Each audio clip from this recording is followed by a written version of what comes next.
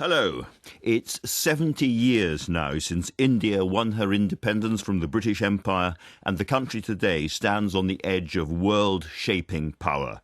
Her population is expected to outpace that of China in the next decade or so, and then she's expected to become the world's third largest economy.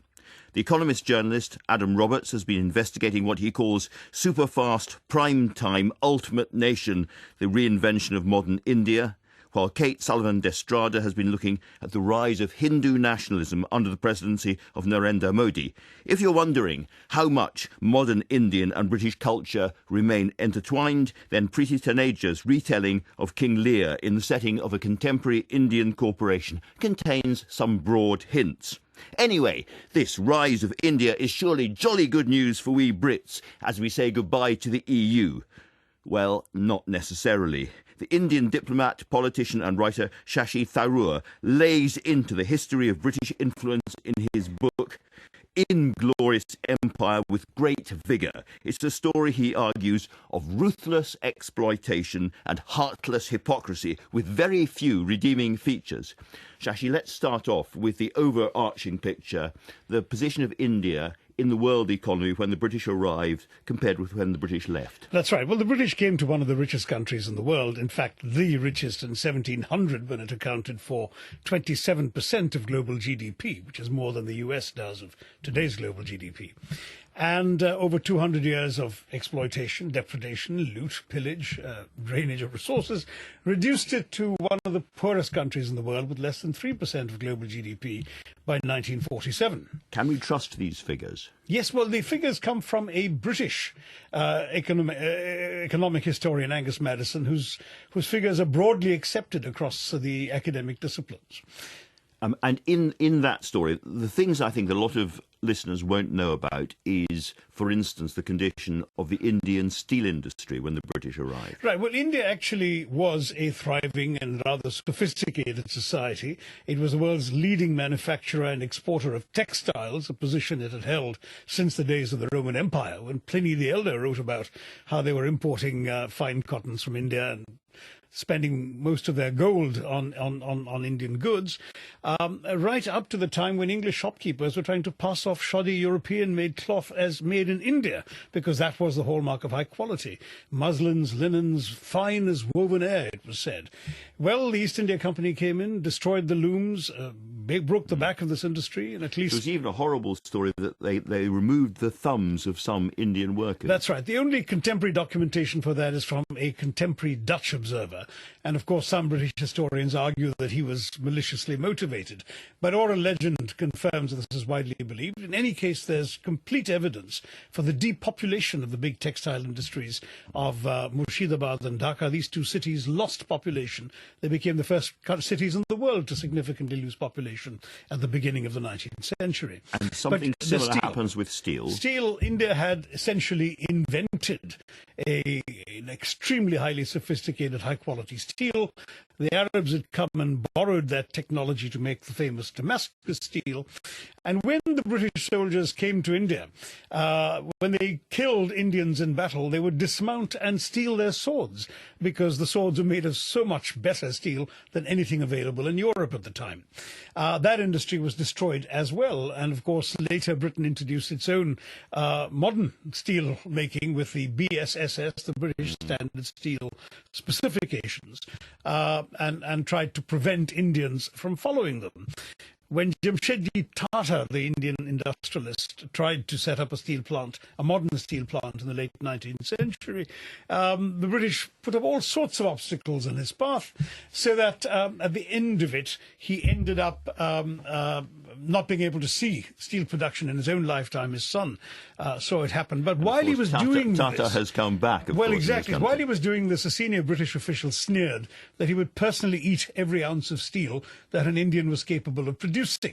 It's a pity he didn't live long enough to see the descendants of Jamshedji Tata take over the remnants of British steel when they acquired Chorus a few years ago. One final example of this, shipbuilding. Yeah. because, again, I think a lot of people listening would be surprised to hear there was a big Indian shipbuilding industry and before the British arrived. And an extremely high-quality one. It used to make the craftsmanship was supposed to be exceptional in the world.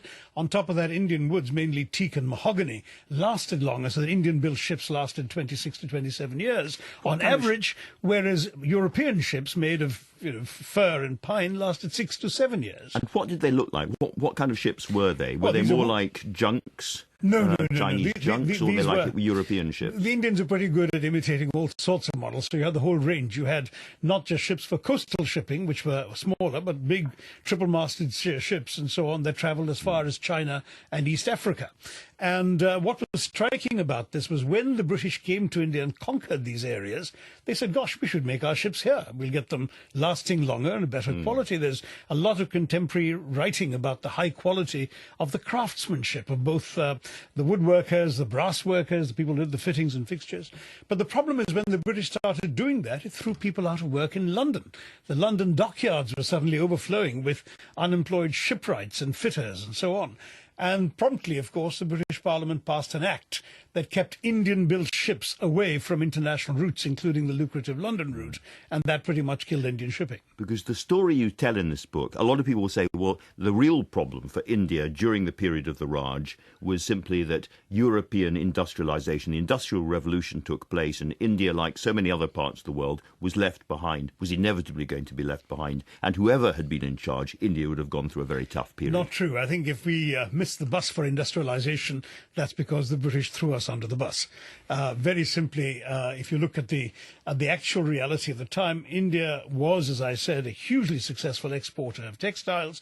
The British imposed duties and tariffs on Indian exports while lifting them on British imports. And having conquered much of the land, they were able to flood the market, which was a captive market.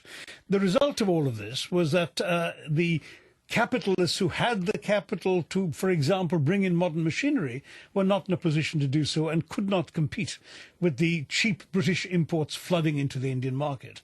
Had they actually been allowed to conduct themselves normally, following the existing free trade patterns of the region, made the profits they had, they too would have upgraded their technology. It's striking, for example, when we talk about ships, that when iron and steel ships began to be made in the Western world to replace steamships, I beg your pardon, to replace the wooden ships, a shipbuilder in Bengal was one of the very first to successfully make one. So Indians are quite happy to adapt their technologies. They simply weren't allowed to.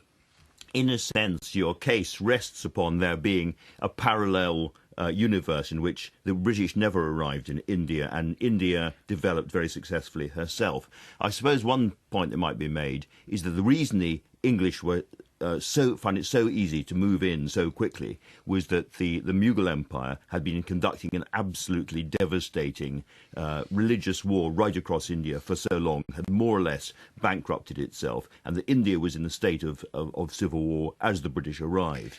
And therefore, my question is, in this parallel universe, when they hadn't arrived, wouldn't we have seen a long, long war between Muslim India and Hindu India just lasting through that No, first of all, that's rather simplistic. The Muslims had lots of Hindu generals and courtiers and so on, and the Hindu so-called armies also had Muslim soldiers and generals, and indeed both sides employed European artillerymen because they were the experts in heavy artillery. But they were fighting pretty vigorously nonetheless. Yes, they were, and there were lots and lots of principalities which had become de facto autonomous as the Mughal Empire's power waned, and the bankruptcy point is not entirely off because they were also weakened by raids from abroad. Nadir Shah, the Persian king, had just made off with most of the contents of the treasury of Delhi in 1739. So there was all this division, but the Marathas were in the process of gaining the upper hand. Until the British came, the Marathas were sweeping across much of the country and had essentially reduced the Mughal emperor to a hostage in Delhi. And I think you could well have seen the evolution of a situation in which the Mughal emperor remained as a figurehead, a constitutional constitutional monarch, if you wish, while the Marathas consolidated power across much of the subcontinent. I might add that, of course, the Marathas too got a comeuppance from the hands of the Afghans in the Battle of Panipat in 1761. So there was a lot of confused pattern. Situation. It is a complicated but in terms and of the British came out tops. But in terms, as it were, the imperialist historians who say actually the empire was good for India, one of their big points is the British brought democracy to India. But your argument would be that the Marathas would have produced a form of democracy, a different kind of... My argument is not so much the counterfactual. That's a couple of pages of a 330-page book. My argument is much more about what the British did and didn't do. The British actually had no desire to promote democracy in India. It had to be prized from their reluctant grasp. And the British went out of their way to undermine democratic institutions in India, to divide the population through the convenient expedient of communal electorates, where Muslims, for example, could only vote for Muslim candidates, to promote a policy of divide and rule that actually resulted in the tragic partition of the country. So it's very difficult to credit Britain with promoting the political unity of India when they did so much to prevent it from either being united or democratic. Well, everybody around the table is either shaking their heads or nodding vigorously. Adam Roberts. Well, just a quick thing on the political side, on the democracy. I mean, I agree with your argument in your book. It's very compelling. And as a British student, I didn't really learn about the history of India in this way, so it's an eye-opener for me. But on the democracy, on the politics, one thing that struck me in my book is that the great advantage India has over China today is the democracy, is the history of having these institutions.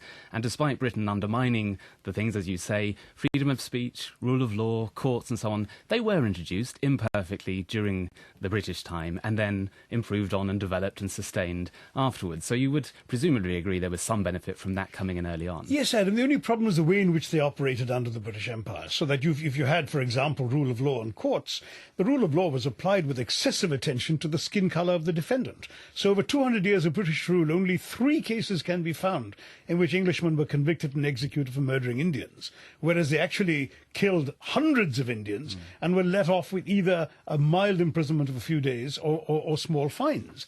The fact is that there was a great deal of racism. Indian judges were not allowed to try English defendants, for example.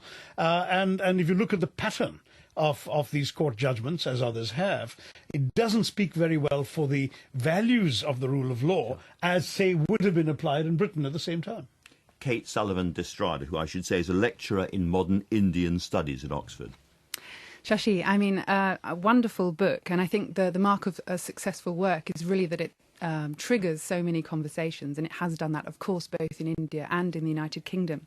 But I wonder if I could push you a little on what I see as, in some ways, a simplistic distinction between the British and the Indian.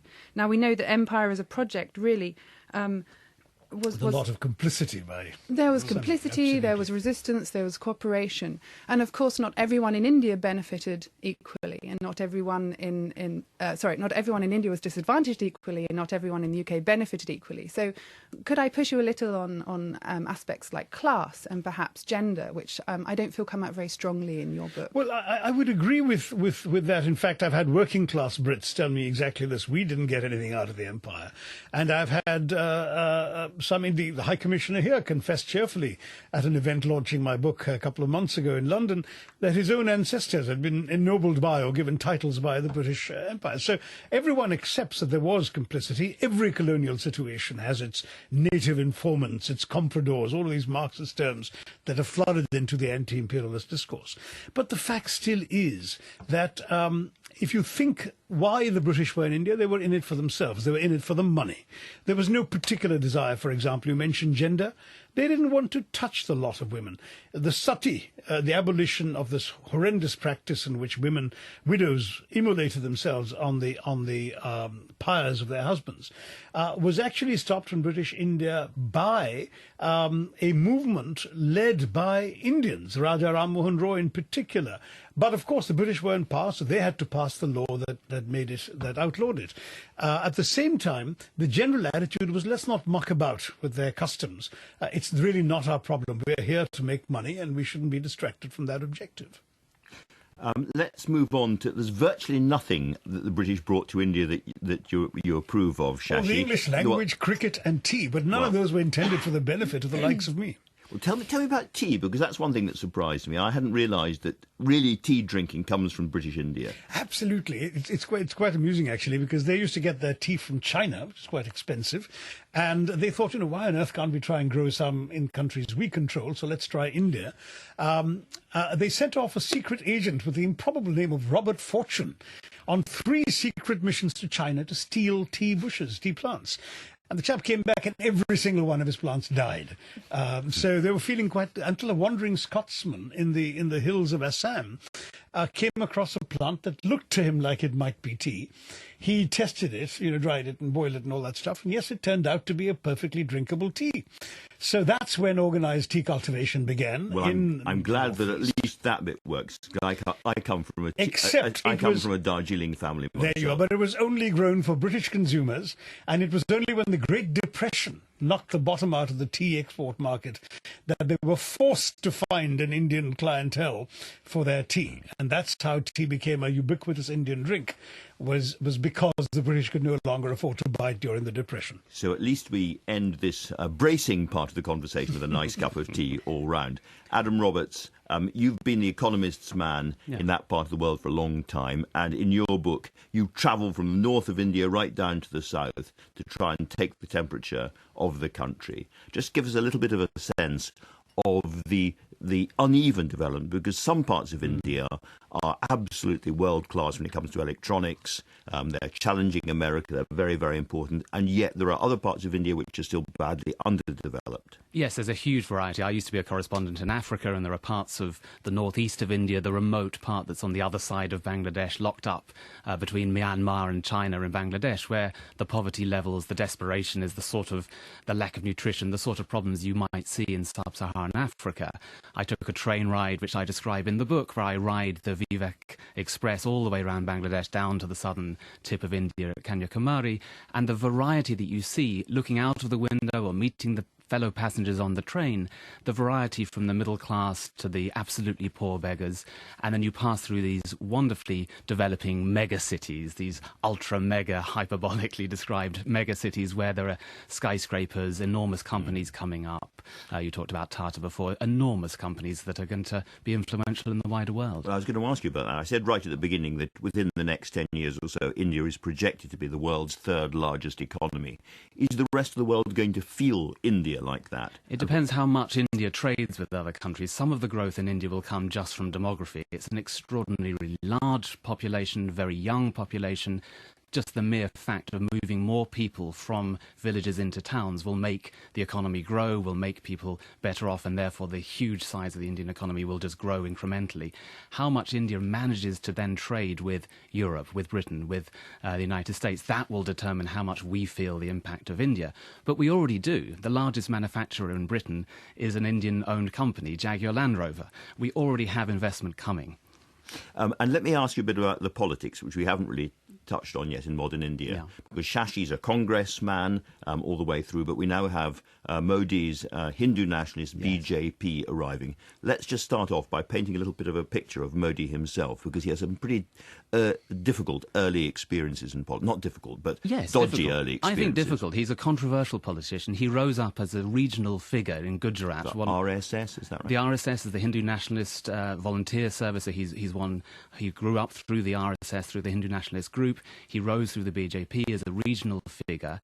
And then there were huge riots in Gujarat in 2002, in which he was held to be, to some extent, overseeing, not responsible necessarily, but overseeing what happened. And that made him an extraordinarily controversial figure. Being the slaughter of Muslims. Getting on for 2,000 people were slaughtered in his state when he had just arrived as chief minister. The idea that he could become prime minister was then seen as an extraordinarily controversial fact, and yet he came in with an enormous mandate in 2014. He's clearly a very, very brilliant and in some respects charismatic man, but the RSS has been compared to the Italian fascist movement. Well, they took inspiration partly from the fascists in the 20s and 30s.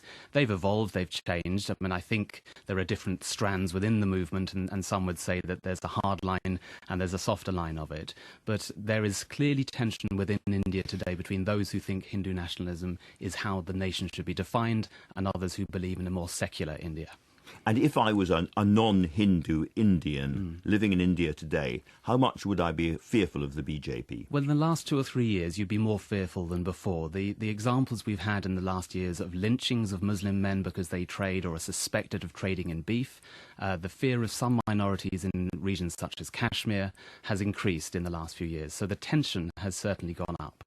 Do you think, in terms of India becoming one of the world's most dominant nations, Modi's version of Hindutva, Hindutva, or Hindu nationalism is a real barrier, a problem for India? I think it's potentially a great split within the country. One of the great achievements of India in the first 70 years of independence was to keep a level of stability, to keep the external borders stable, everything fixed, because there was an understanding that the minorities would be protected and the majority would also have its interests thought about.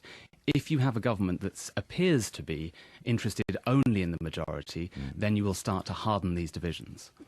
Now, to be fair to Modi, he has started to grapple with one of the big problems in India, which is gender relations. Right. And he said the problem in India isn't women, it's men. He has said some wonderful things, and more than other leaders, he will stand up and say the right thing. He will talk about the dreadful example in India of female fetuses being aborted at an extraordinarily high rate. You've got a skewed child sex ratio in India that's as bad as anything in China, where there's the one-child policy in China, nothing like that in India, and yet in certain parts of North India, you have an extraordinarily skewed population. So Modi has said the right things about these matters. Whether he's then put the money into health spending, into education that you need to deal with the problem is another question. So this is a country that we have to carry on watching very, very carefully in terms of this kind of development. Kate, I'm going to bring you in now because you have focused on Modi's India and the outside world. And I suppose the crucial relationship for India for a long time has been with China. Can you tell us a little bit about the Indian-Chinese relationship? Well, I wouldn't say crucial is the right word. I think complicated is the word that we're looking for here. These are two civilizational states who, in their own ways, are rising in the same region. And I think there's a certain amount of competition involved in that. But that competition is felt more keenly, I would say, on the Indian side. Part of that sort of... It's a long time since we've had really serious border clashes and the threat of it going hot. Yes, but I think the psychological imprint of the 1962 border war, where India saw a defeat, is still very strong. And China, meanwhile, I think is probably focused more firmly on the United States as its key adversary. So there's quite an interesting trilateral situation there. We know that India has intensified its relations with the United States since the early 2000s, actually. And this has seen a boost to some extent, not a revolutionary boost, but some slight boost under the leadership of Modi. And China will be watching that. What has also complicated relations between India and China is India's attempts to diplomatically isolate Pakistan, particularly in 2016. Now, India saw two terrorist attacks on its soil in that year. Three. Sorry, Shashi. And this really, I think, pushed the Modi government into having a strong response. There were several attempts to isolate Pakistan through boycotting the SAARC summit, which was to be held in Islamabad in October, threatening some kinds of actions in relation to the water sharing between those two countries. And also at the BRICS summit in October of last year, Modi tried to paint Pakistan as the terrorist mothership, he called it. And the next day, China responded by saying that China and Pakistan were all-weather friends. So in some ways, quite an ominous combination for India. India. So it's a very complicated situation with several countries involved. Let me just ask you a little bit about India and America, which you raised just now. Huge numbers of very, very bright young Indians emigrating to the States, to California, to the to high-tech industry in particular. It's a growing importance in that relationship. But what about the arrival of Trump and the immigration controls he wants to impose? Is that seen in India as a real threat? Yes, well, there were concerns, certainly concerns over Trump's vision for a more inward-looking policy when it comes to trade. And yes, there were worries that the H-1B visa changes that Trump was proposing would damage that inflow of skilled workers. Now, I have to say that none of that has actually materialized yet. We know that the Trump administration is woefully understaffed and in dire difficulties at the moment. So we've not actually seen those changes on the ground, but certainly indeed. that was a concern. And since we're talking about visas, Shashi, can I ask you how well Theresa May's visit went? Because the British came over to very, very early on in her Right, in prime fact, ministership. she arrived 2 days after I launched this book in Delhi, so there was a slightly delicate moment as far as I was concerned. Just to say that my impression from the sources that I have is that she didn't really come with anything for the Indian government and for Indian decision makers. The sales pitch, as it were, was received politely. But there wasn't any indication that some of the issues India's been concerned about for some time, visas and which include immigration. particularly student visas and the right for students to stay on for a limited period of time, not as immigrants, but to work and gain experience before bringing that experience back to the Indian economy, that all of that has been curbed severely under Home Secretary Theresa May and doesn't apparently seem to be under review under Prime Minister Theresa May. She certainly had nothing to convey to suggest that there'd be any movement on that. So unless there's some give from Britain, there's not going to be much that Britain can take from this relationship. There's going to have to be some give on both sides and some take on both sides. Very interesting. Preti. I think that's a really good point, and I think that's an interesting one when you consider that there's an attitudinal problem here, where you've got Vince Cable writing in The Guardian in April about some of those visits that he was part of, and he sort of speculates that he felt like some of the Indians were perhaps flattered by the attention that they were getting from the British delegation. So there's still that attitude that they should be grateful if Britain is going to... It's a condescension, it's absolutely, and it's sort of very difficult to eradicate that from the public mentality. Adam. Well, just one other thought. When I talk to Indian investors, why they're interested in coming to Britain, for example, it's partly as a gateway to the rest of Europe. So the more Britain cuts itself off from the EU, leaves the single market and so on, the less interesting India finds Britain to be. Interesting and slightly ominous for us. Now, we've been talking quite a lot about Hindu nationalism and what that actually means. May I chip in briefly on that? Since yes, Adam had mentioned... I want to bring in Kate with yoga, because we must talk about yoga. Indeed.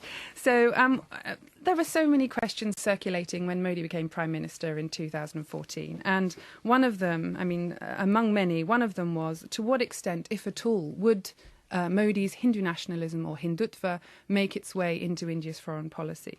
And we know, as Adam has pointed out, that Hindutva really is a national identity predominantly based centred on Hinduism. And so would this express itself in India's foreign policy? Now, there were some ominous signs of this. We all heard about the Yoga Day. Now, this took place on the 21st of June, 2015, after the UN General Assembly voted to have this annual international celebration of yoga.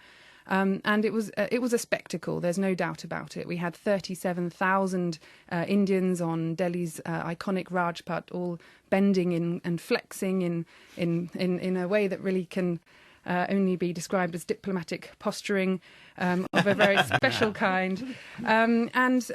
It all looked like a wonderful celebration of a system of thought and practice that preaches harmony and a reduction in conflict. But this was actually in the wake of several weeks of domestic controversy. So in the Indian media and in the international media, in the run-up to the Yoga Day, there was a lot of debate about whether, through Modi's quite aggressive promotion of yoga, he was actually pushing a really quite Hindu agenda, one version of yoga, which has traditionally been a very pluralist practice. And we had some members of Muslim communities, particularly the All India Muslim Law Board, which is a private body that some say is a key voice for Muslim opinion in India, saying that to sort of foist these Yoga Day celebrations on India was to be pushing everyone into a kind of majoritarianism practice. And we're beginning to see changes to Indian galleries and museums in a kind of Hindu direction as well, I think, isn't that right? Well, Shashi might be able to comment on that. Well, I'm a Hindu and a nationalist, but I'm not a Hindu nationalist in the sense that BJP uses that phrase. But to my mind, you see, this is only one interpretation of Hinduism, and I think a minority interpretation that the BJP is pursuing. Don't forget they've only had 31% of the vote, but they are in power with an overwhelming majority because of the first-past-the-post system. Most Hindus have a very tolerant, pluralist, accommodating attitude. In fact, tolerance is the wrong word. It's acceptance. We are brought up to believe that all paths to God are equally valid, and we don't interfere with your way of worship as long as you don't interfere with ours. And within Hinduism, there's always been an acceptance of multiple gods or versions of God, multiple forms and rituals and so worship you'd and see so on. Hindu as a perversion of true So Hinduism. I think Hindutva is actually, yes, a very narrow-minded, bigoted, sectarian interpretation of what is actually a large, capacious, accommodative and pluralist faith. And to my mind, there's nothing wrong with the International Day of Yoga as a practice, provided those who don't want to subscribe to it can opt out. In other words, if the Muslims say we won't do these exercises because they're anchored in Hindu spirituality, by all means don't. Right, we're going to turn to Preti now. Well, I just want to come in on this point about yoga. It is absolutely laughable that a practice which believes that yoga is really about the cessation of the fluctuations of the mind, so a detachment from identity of name and charisma and all of these things that you're describing that Hindutva has and in Modi, should be co-opted by that rhetoric. It's really to do with something that is about letting go of that kind of identity and realising an equality that goes beyond the body, beyond the senses. A point well made. I want to come now to your novel, however, which is coming out in August, We That Are Young. And British readers will recognise the bones of the story very clearly because it's a retelling of King Lear, but in an Indian setting and based around a very successful big Indian corporation. And it gives, I think, a very strong sense of some of the undercurrents in Indian society at the moment. Let me just start off. Devraj is the head of the company, and the Edmund character returns right at the beginning of the book to India and is absolutely amazed by the changes he's seen. That's right. He's called Jeevan, and he's grown up in India and he's gone to America. He's been sent away by his father. He's been away for 15 years and he's never been able to come back. So when he actually comes back, it's with this sort of swagger that he's coming with all of these trappings of American modernity. And then he gets to India and he's a bit sort of nonplussed and feels a little bit left out, because suddenly he's realising that actually he's living in this kind of nostalgic world where he was going to be sort of going from, the brownest person in the room in America and the other there to the whitest person in the room when he gets back to India. And of course he is actually Indian. So he has a real kind of identity crisis when he first gets back. And in many respects, I thought Lear works better in an Indian setting in terms of the obeisance required to a father figure by the daughters and some of those big gender issues which are much more alive in Shakespeare's play than they are perhaps in aspects of modern British life, but recur in India. Well, that's absolutely right. And for me, that was one of the most fascinating aspects, because the real love test of Act 1, Scene 1 turns on the issue of dowry. And here in England, and, that is a sort of course, brides get gifts when they marry from their family and so on, but the kind of terms of dowry are not so culturally important as they still are in India. And even though that practice is sort of illegal there and it's sort of outlawed, it still happens. And it really is very pernicious, so much so that families are utterly shattered by having to give dowry, not being able to give enough dowry, women having to wait for dowry, women, being murdered and families becoming bankrupt. If something happens in your in-law family, then you can't go home because there's a shame attached in the marriage breaking down, and so on. So this world of gender politics that Lear describes has very strong correlations to contemporary India for me. And you've called the book We That Are Young, and the demography aspect is very important too, I guess, because, again, in Shakespeare's England was a very young country, Romeo and Juliet, very young people when they get together and so forth. Modern India is very young, and your three sisters are youngish, and the demography is a very important aspect. It absolutely is. We've got this statistics in India, which is the sort of world's youngest, fastest growing democracy, with a great number of young people under 25 and a huge, and under 30, and a huge amount of growing energy. And there's a real sense of responsibility, I think, that comes with that. At the end of the play, the lines, "We that are young," come out very strongly, and it's Shakespeare sort of reminding us that we're poised in a moment of great change, and it can go either way. And really, it's on the young people to shuck off the generational damage that's been done to them by waves and waves of patriarchy and colonialism, which divide and rule families against each other and has particularly bad effects for women. So women are sort of set against each other as moral police, and forced to compete. The fact that we still call India motherland, the fact that we still refer to nation as her, or she, suggests that there's still a correlation there between the female body and the country. That needs to be taken away. That needs to be eradicated, disentangled. Yes. We worship goddesses all the time, Well, we all worship goddesses, and we can also worship gods, but whether or not the female form and the female person and an actual human being should be imbued with those same sacred and profane aspects is another question. Just before we bring in everybody else, there's one last aspect I thought worked very, very well in this. The idea of Lear as a kind of self-attitudinizing, in some ways quite ridiculous figure, full of bombast and self-pity, goes quite well with a certain kind of Indian masculinity, he said delicately. Well, I know lots of wonderful Indian men who don't... No, but it's... But certainly in the novel, I think Devraj, for me, is one of these charismatic leaders. And he has obviously, come to a great age. He's formed this huge company. But the idea that it can be then let go of and run by daughters is just very, very threatening to his identity. And this kind of bombasticness comes out, this sort of rage against society. And instead of the blasted heath, you've got the dusty streets and the possibility of going and becoming poor on the street and beggars and well, that's right. Fortune I think tellers. Shakespeare absolutely forces us to think about the other within ourselves and the other in society. And there's a political engagement there. So there's a section of the novel where the Edgar character, who's called Jeet, goes and lives in a slum. And he lives there for a few months. He becomes a sort of proselytizer for a type of nation. And that slum is this sort of imagined hell where he becomes a very different person to how he started out. And the other subject we haven't raised at any point in this conversation, but does come in your novel, is Kashmir. And of course, the real danger that Kashmir still threatens all of India with, really. King Lear starts with the partition and it ends with a civil war. For me, that is absolutely a correlation for partition of India, resulting in an ongoing conflict which has happened since that time. I don't see the state necessarily as a threat to the whole of India, but I do see a real tragedy that continues to be eluded in the mainstream. But that is still the one place that real war could break out. So Absolutely. It is a threat to all of India, in that sense, perhaps. I wanted to pick up on the women question. When Indians think about their rivalry with China and what India needs to do to catch up with China, often the language that is used, for example, by Modi is to talk about infrastructure, building roads and railways and massive 100 smart cities and so on. Much less attention put on the question of human capital, the fact that China is just far better at maternal mortality rates, educating girls, keeping people healthy and well fed.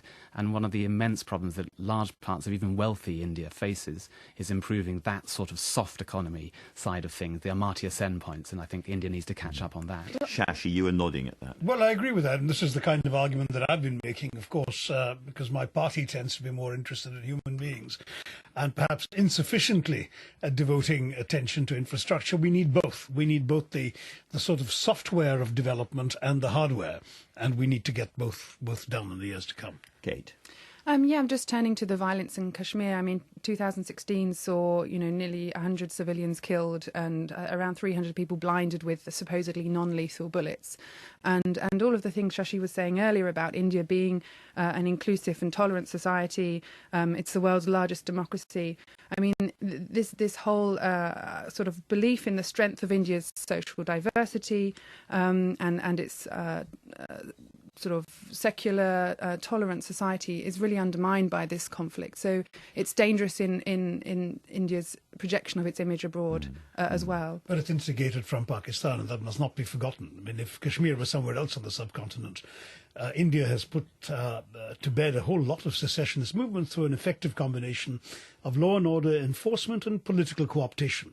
What prevents the political co-optation is the fact that Pakistan is sending terrorists across the border and has been doing so for the last 25 years. That is what makes Kashmir particularly worrying and ominous as a flashpoint. We haven't really talked about partition itself in this conversation. To what extent do you think, I mean, clearly it was a ghastly tragedy. It was. The way it happened was disastrous. And yet was it not always going to happen in some form, given the nature of Muslim politics at that particular time, above all? Well, I think the British encouraged and created it. I mean, in fact, there's no doubt, there's plenty of evidence about the British helping finance the setting up of the Muslim League, the way in which the original partition of Bengal on religious lines was opposed by the Muslim nobleman there, the Nawab of Dhaka, who was then slipped £100,000 to change his tune. And then right up to the Second World War, when the British encouraged Muslim separatism. But Jinnah had something in this as well. He campaigned from the late 30s onwards very, very fiercely for Muslim That's right, but the late 30s to 1947 is not a very long time. It was a dramatic, headlong rush to partition that the British, I'm afraid, facilitated at every stage. When Jinnah began this campaign, the Muslim League hadn't even won as many Muslim seats that is reserved for Muslim candidates and Muslim voters, as the Congress Party had, and as even more, of course, had been won by united parties of both communities in Punjab and Bengal.